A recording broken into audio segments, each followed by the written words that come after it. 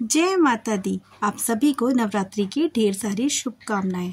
आज हम कर रहे हैं दुर्गा सप्तशती का अध्याय नंबर 4 और 5।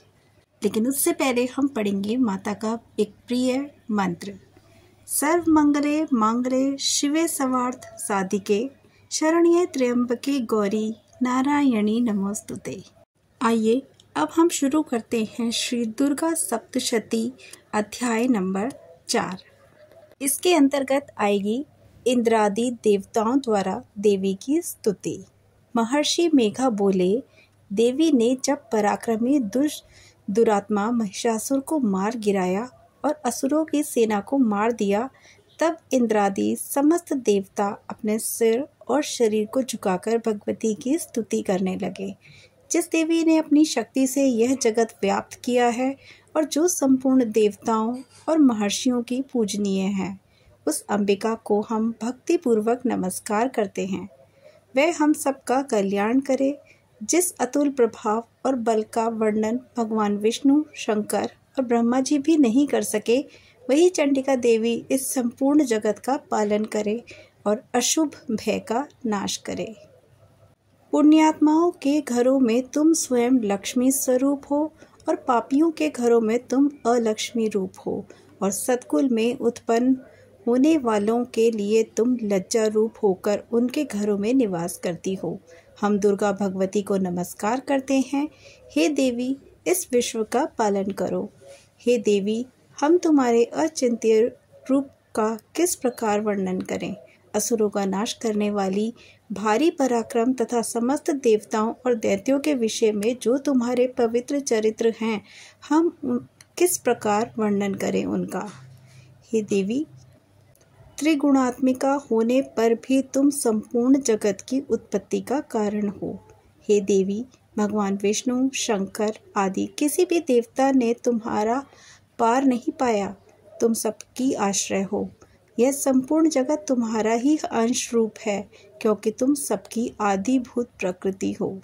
हे देवी, तुम्हारे जिस नाम के उच्चारण से संपूर्ण यज्ञों में सब देवता तृप्ति लाभ करते हैं, वह स्वाहा तुम ही हो। इसके अतिरिक्त तुम पितरों की तृप्ति का कारण हो, इसलिए सब आपको स्वधा कहते हैं।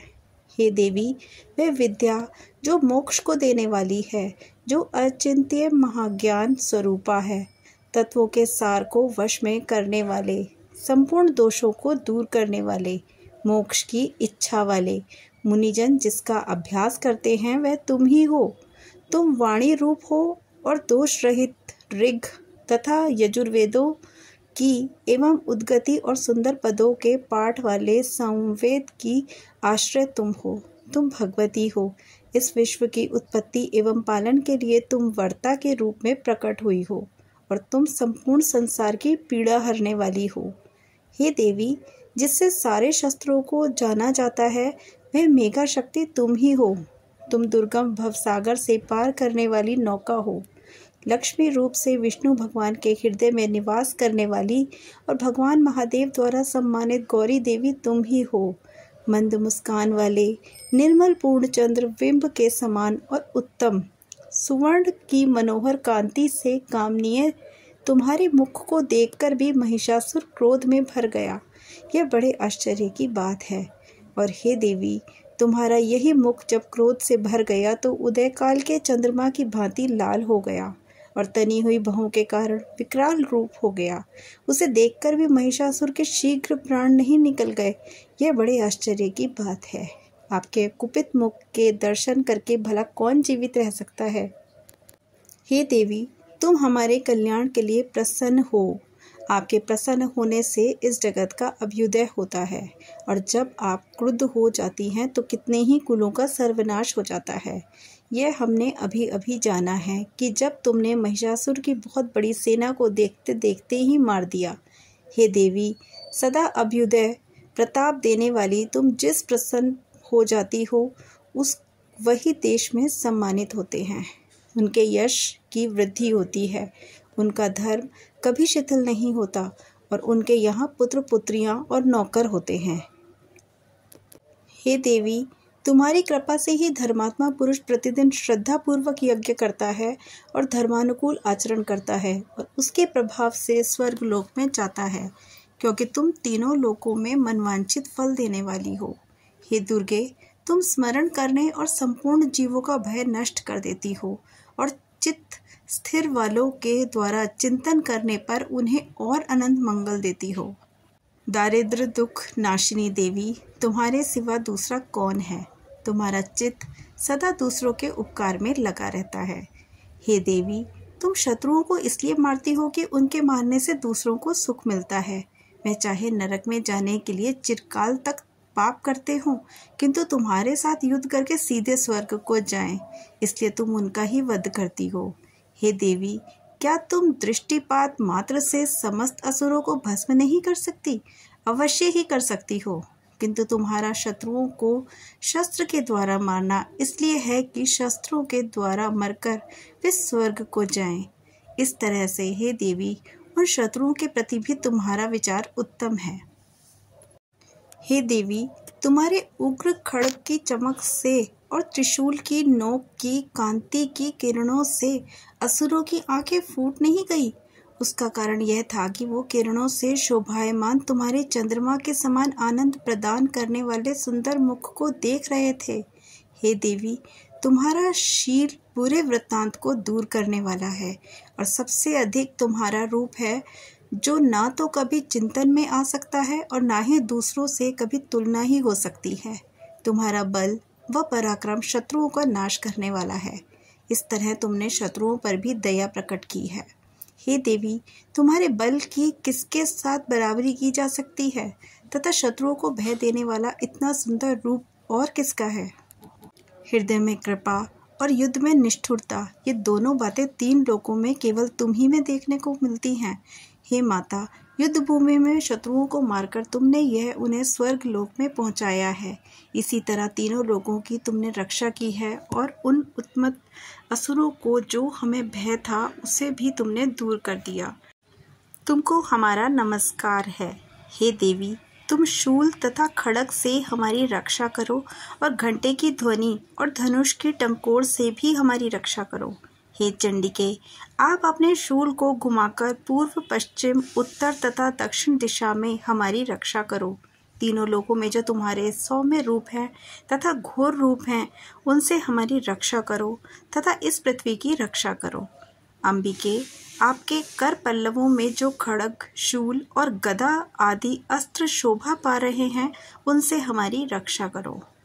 महर्षि बोले कि इस प्रकार जब सब देवताओं ने जगत माता भगवती की स्तुति की और नंद वन में पुष्पों तथा गंध अनुलोपों द्वारा उनका पूजन किया, फिर सबने मिलकर जब सुगंधित व दिव्य धूपों द्वारा उनके सुगंधि निवेदन की, तब देवी ने प्रसन्न होकर कहा, हे देवताओं, तुम सब मुझसे मनवांछित फल मांगो। देवता बोले, हे भगवती, आपने हमारा सब कुछ कार्य कर दिया, अब हमारे लिए कुछ भी मांगना बाकी नहीं रहा, क्योंकि तुमने हमारे शत्रु महिषासुर को मार डाला है। हे महेश्वरी, तुम इस पर भी यदि हमें कोई वर देना चाहती हो तो बस इतना वर दो कि जब जब हम आपका स्मरण करें तब तब आप हमारी विपत्तियों का हरण करने के लिए हमें दर्शन दिया करें। हे अंबिके, जो कोई भी तुम्हारी स्तुति करे, तुम उनको वित्त, समृद्धि और वैभव देने के साथ ही धन और स्त्री आदि से भी संपत्ति बढ़ाएं और सदा हम पर प्रसन्न रहें। महर्षि बोले, हे राजन, देवताओं ने जब जगत के लिए तथा अपने लिए इस प्रकार प्रश्न किया तो बस तथास्तु कहकर देवी अंतर्ध्यान हो गई। हे धूप, जिस प्रकार तीनों लोगों का हित चाहने वाली वह भगवती देवताओं के शरीर से उत्पन्न हुई, वह सारा वृतांत हमने तुमसे कह दिया और इसके पश्चात दुष्ट असुरों शुंभ निशुंभ का वध करने वाली, सब लोगों की रक्षा करने वाली, जिस प्रकार गौरी देवी के शरीर से उत्पन्न हुई, वह सारा वृतांत मैं यथागत वर्णन करता हूँ। यह था श्री दुर्गा सप्तशती का पाठ नंबर 4। आइए अब हम सुनते हैं इसका अध्याय नंबर 5। अध्याय पाठ में है देवताओं द्वारा देवी की स्तुति, चंडमुंड के मुख से अंबिका के रूप में प्रशंसा सुनकर शुंभ का उनके पास दूत भेजना और दूत का निराश लौटना। महर्षि मेघा ने कहा, पूर्व काल में शुंभ निशुंभ नामक असुरों ने अपने बल के मद से इंद्र का, त्रिलोकी का राज्य और यज्ञों के भाग छीन लिए और वे दोनों इसी प्रकार सूर्य, चंद्रमा, धर्मराज और वरुण के अधिकार भी छीन लिए। स्वयं ही उनका उपयोग करने लगे। वायु और अग्नि का कार्य भी वही करने लगे और इसके पश्चात उन्होंने जिन देवताओं का राज्य छीना था वह अपने अपने स्थान से उनको निकाल दिया। इस तरह से अधिकार छीने हुए दैत्यों और दैत्यों द्वारा निकाले हुए देवता अपराजित देवता देवी का स्मरण करने लगे कि देवी ने हमको वर दिया था कि मैं तुम्हारी संपूर्ण विपत्तियों को नष्ट करके रक्षा करूंगी। ऐसा विचार कर सब देवता हिमालय पर गए और भगवती विष्णु माया की स्तुति करने लगे। देवताओं ने कहा, देवी को नमस्कार है, शिव को नमस्कार है, प्रकृति और भद्रा को नमस्कार है। हम लोग रौद्र, नित्या और गौरी को नमस्कार करते हैं। ज्योत्स्नामयी, चंद्र रूपिणी और सुख रूपा देवी को निरंतर नमस्कार है। शरणागतों का कल्याण करने वाली बुद्धि और सिद्धि रूपा देवी को हम बार बार नमस्कार करते हैं और नैऋत्य राजाओं की लक्ष्मी तथा सर्वांगिणी को नमस्कार करते हैं। दुर्गा को, दुर्ग स्थलों को पार करने वाली दुर्गा पारा को, सारा को, सर्वकारिणी ख्याति कृष्ण और गम्र देवी को नमस्कार करते हैं। अत्यंत सौम्य तथा अनंत रौद्र रूपा को हम नमस्कार करते हैं। उन्हें हमारा बारंबार प्रणाम है। जगत की आधारभूत कृति देवी को बार बार नमस्कार करते हैं। जिस देवी को प्राणी मात्र विष्णु माया कहते हैं उसको नमस्कार करते हैं। उसको नमस्कार है, उसको नमस्कार है। जो देवी संपूर्ण प्राणियों में चेतना कहलाती है उसको नमस्कार है। उसको नमस्कार है, उसको नमस्कार है। जो देवी संपूर्ण प्राणियों में बुद्धि रूप में स्थित है उसको नमस्कार है।